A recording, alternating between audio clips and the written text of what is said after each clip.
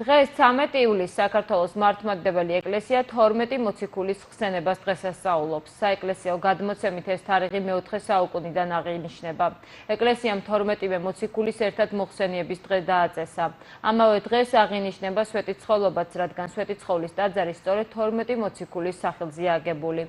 სვეტიცხოვლობა წელიწადში ორჯერ 14 ოქტომბერს და 13 ივლისს აღინიშნება. 14 ოქტომბერს ეკლესია ქრისტეს კვართს იხსენიებს. გასულ დღეს ჩვენ ვიზეიმეთ პეტრ-პავლობა, მარშხვის დასრულება და თავთა მოციქულის ხსენება და ყოველთვის მეორე დღეს არის 12 მოციქულის ხსენება, 12 მოციქულისა, ყველა მოქმედ ტაძარში ღვთისმადლით შესრულდა წირვა, საზეიმო წირვა და ჩვენ დღეს კიდევ ერთხელ ვიხსენებთ თუ რაოდენ დიდი შრომა, რაოდენ დიდი მოღვაწეობა გაწიეს მოციქულებმა, სამოციქულო მოღვაწეობა, რამხელა მოშურნეობა და სიყვარული ჰქონდა 12-ვე მოციქულს, რომ წარდგომაში არის ყოველსა ქვეყანასა განხდა ხმამათი.